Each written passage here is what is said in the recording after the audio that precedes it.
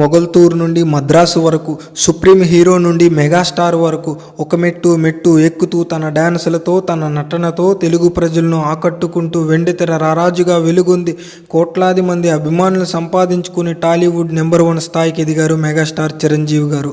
అలాంటి చిరంజీవి తన ప్రజలకు, అభిమానులకు ఏదో ఒకటి చేయాలనే ఆలోచనతో అక్టోబర్ 2, 1998వ సంవత్సరంలో బ్లడ్ బ్యాంక్ స్థాపించారు. దీనితో పెద్ద ఎత్తున చిరంజీవి గారి అభిమానులు తమ అభిమాని నటుడి మీద ప్రేమతో పెద్ద ఎత్తున చిరంజీవి బ్లడ్ డొనేషన్ క్యాంపులో రక్తదానం చేసేవారు.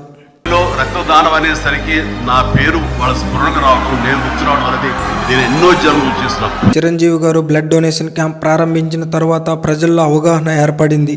ఆంధ్రప్రదేశ్లో ప్రభుత్వ, ప్రైవేట్ హాస్పిటల్లో బ్లడ్ కొరత ఉండేదే కాదు. అలాగే చిరంజీవి గారు సినిమా రంగానికి, సమాజానికి చేసిన సేవలకు గాను 2006లో ఆంధ్ర విశ్వవిద్యాలయం నుండి గౌరవ డాక్టరేట్ పొందారు. అదే సంవత్సరంలో కేంద్ర ప్రభుత్వం కూడా పద్మభూషణ్తో సత్కరించింది. అక్కడితోనే ఆగిపోకుండా సొంతంగా పార్టీ పెట్టి సమాజంలో మార్పు తేవాలని ప్రజారాజ్యం పార్టీని స్థాపించారు.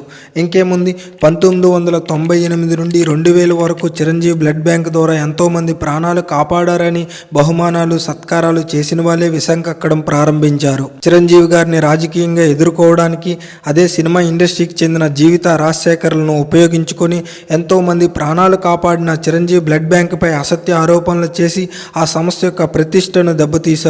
దీని ప్రభావం వలన రాష్ట్రంలో అన్ని బ్లడ్ బ్యాంకుల మీద పడి ఎవరూ రక్తం ఇవ్వడానికి ముందుకు రాలేని పరిస్థితులు కూడా వచ్చాయి.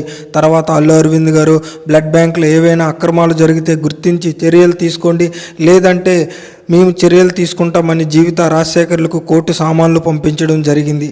ఆ నోటీసులకి జీవిత రాజశేఖర్లు ఆధారాలు చూపించలేకపోయారు. ఎంతోమంది ప్రాణాలు కాపాడిన చిరంజీవి బ్లడ్ క్యాంప్ ప్రతిష్టను దెబ్బతీసినందుకు జీవిత రాజశేఖర్లకు కోర్టు శిక్ష విధించింది. ఆ తర్వాత వాళ్ళు అప్పటి రాజశేఖర్ రెడ్డి ఆరోపణలు చేయమంటే చేశామని, మమ్మల్ని క్షమించాలని చిరంజీవి గారిని ప్రాధాయపడ్డారు. చిరంజీవి గారు మంచి మనసుతో వాళ్ళని క్షమించారు, కానీ ఆ దేవుడు వాళ్ళని క్షమించలేదు.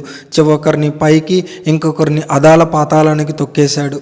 చివరిగా నాకు అర్థమైంది ఏంటంటే, ఎప్పుడు సత్యమే గెలుస్తుంది, న్యాయమే గెలుస్తుంది, ధర్మమే గెలుస్తుంది.